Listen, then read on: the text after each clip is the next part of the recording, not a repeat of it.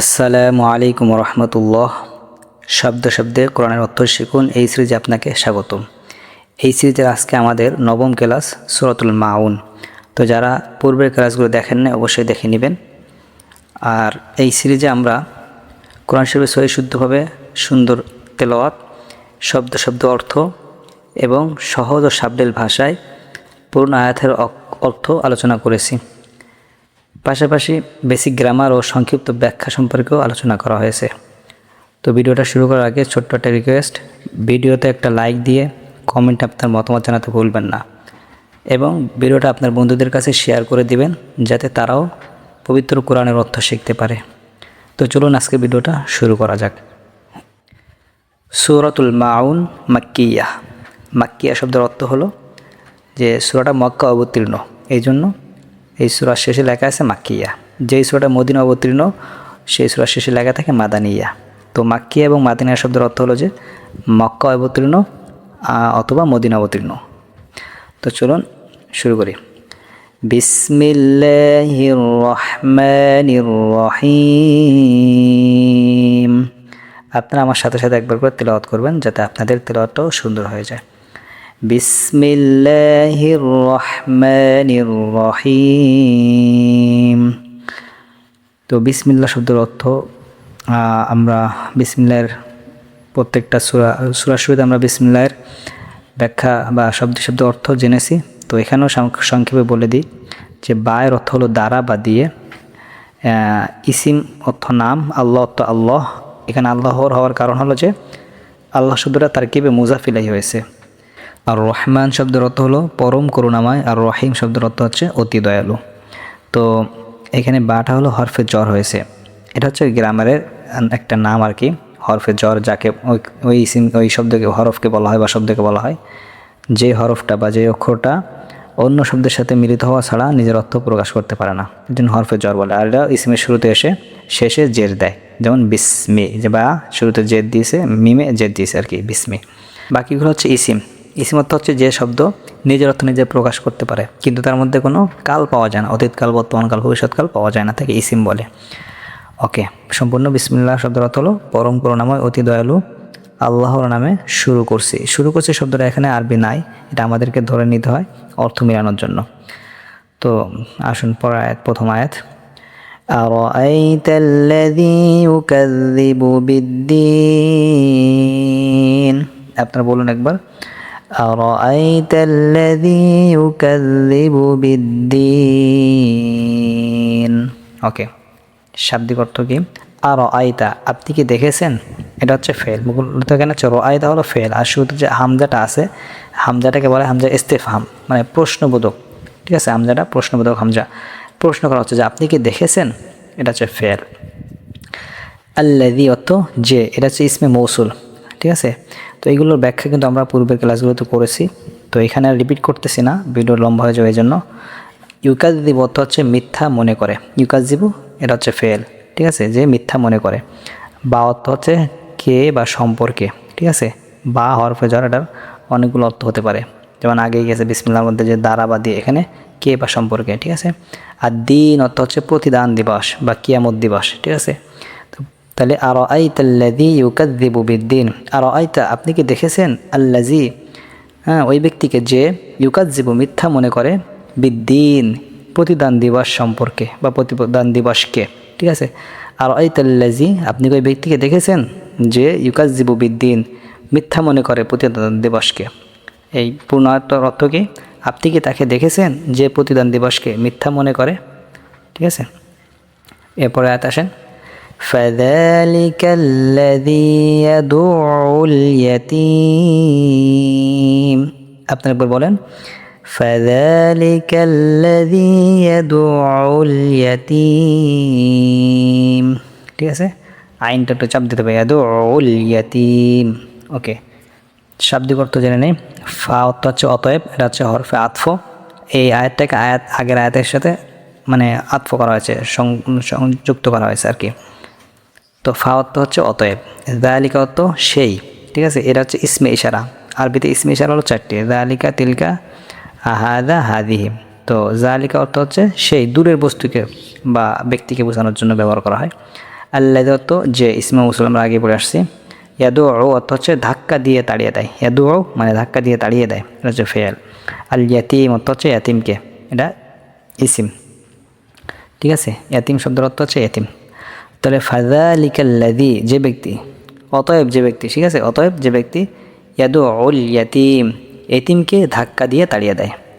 তো পূর্ণ অর্থ কি? অতএব সেই ব্যক্তি এতিমকে ধাক্কা দিয়ে তাড়িয়ে দেয়। মানে হচ্ছে আপনি কি ওই ব্যক্তিকে দেখেছেন যে কিয়ামত দিবসকে মিথ্যা মনে করে এবং সে এখানে অতএব না বলে এবং বললে মানাবে, এবং সেই ব্যক্তি এতিমকে ধাক্কা দিয়ে তাড়িয়ে দেয়, ঠিক আছে। পরের আয়াতে আসেন, ওয়ালা ইয়াহুদ্দু আলা তুআমিল মিসকিন। আপনি একবার বলেন, ওয়ালা ইয়াহুদ্দু আলা তুআমিল মিসকিন। ওকে, শাব্দিক অর্থ কি? ওয়াও অর্থ হচ্ছে এবং, এটা হরফে আতফ, লা অর্থ না, এটা হরফে নাহি, হরফে নাফি, লাই নাফিও বলে। ইয়াহুদ্দু অর্থ হচ্ছে উৎসাহিত করে, ইয়াহুদ্দু উৎসাহিত করে, এটা ফেল। আলা অর্থ হচ্ছে প্রতি বা উপর, এটা হচ্ছে হরফে জর, ঠিক আছে। আলা অর্থ উপর বা প্রতি ব্যবহার হয়। তো আমুন অর্থ হচ্ছে খাদ্য, তো আম অর্থ খাদ্য, আর মিসকিন অর্থ অভাবগ্রস্তকে বা মিসকিনকে, ঠিক আছে।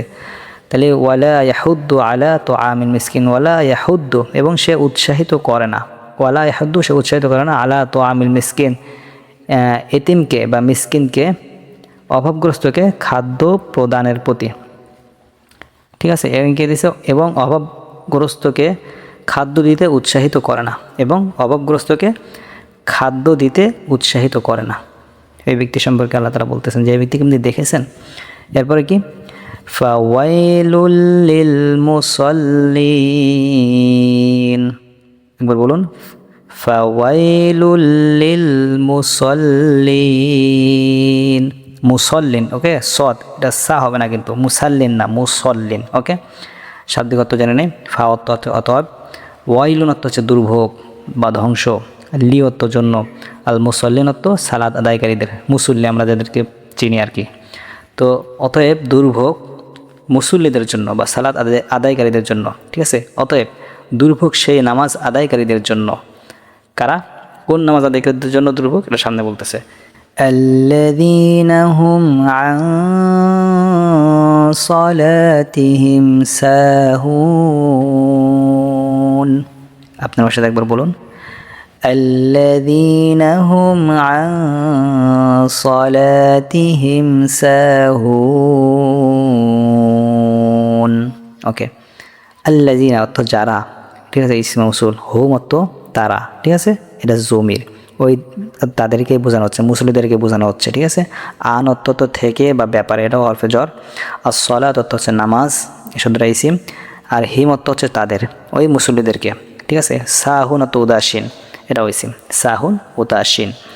ওকে, তো আল্লাযীনা হুম, তাহলে এখানে বলছে যে অতএব দুর্ভোগ সেই নামাজ আদায়কারীদের জন্য, আল্লাযীনা হুম যারা, আন সলাতিহিম তাদের সলাতের ব্যাপারে, সাহুন উদাসীন। ওকে, শব্দ অর্থ আমি ভেঙে দিচ্ছি এখানে, যে আল্লাযীনা হুম যারা, আন সলাতিহিম তাদের নামাজের ব্যাপারে, সাহুন উদাসীন। এখানে কি বলছে?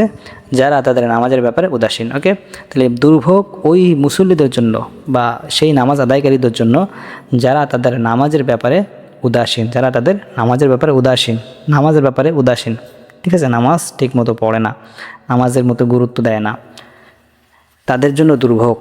ওকে, এরপর আল্লাহ তাআলা কি বলতেছেন? আল্লাযীনা হুম ইউরাউন।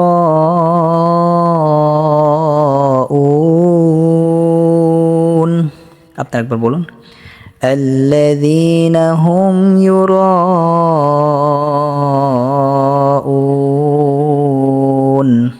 আল্লাযীনা যারা, হুম অর্থাৎ তারা, ওই নামাজিরা, আল্লাযীনা হুম যারা, ইউরাউনা লোক দেখায় বা লোক দেখানোর জন্য আমল করে। তো যারা লোক দেখানোর জন্য আমল করে, ঠিক আছে, আল্লাযীনা হুম ইউরাউন, ওই সমস্ত মুসল্লিদের জন্য দুর্ভোগ যারা কি করে না, যারা নামাজের ব্যাপারে উদাসীন এবং যারা লোক দেখানোর জন্য আমল করে। এরপরে আর কি করে? ওয়ায়ামনাউনাল মাউন। আপনারা একবার বলুন, ওয়ায়ামনাউনাল মাউন, আইনটা একটু চাপ দিয়ে বলতে হবে, ওকে।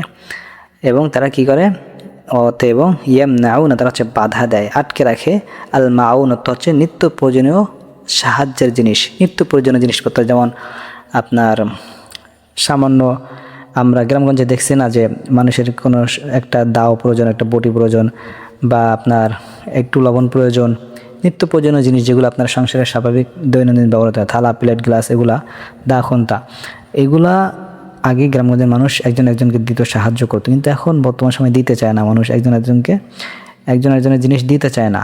এইটাকে বলা হয়েছে যে নিত্য প্রয়োজনীয় জিনিস দিতে যারা বাধা দেয়, এবং তারা নিত্য প্রয়োজনীয় সাহায্যের জিনিসও দিতে কৃপণতা করে, ওকে, বা বাধা দেয়, তো তাদের জন্য হলো দুর্ভোগ। তাইলে এখানে 3 শ্রেণীর মানুষদেরকে আল্লাহ তাআলা দুর্ভোগের কথা বলেছেন, যে দুর্ভোগ হলো ওই সমস্ত নামাজ আদায়কারীদের জন্য যারা তাদের নামাজের ব্যাপারে উদাসীন এবং যারা লোক দেখানোর জন্য আমল করে, আরেকটা হচ্ছে যারা নিত্য প্রয়োজনীয় সাহায্যের জিনিসও দিতে কৃপণতা করে বা বাধা দান করে।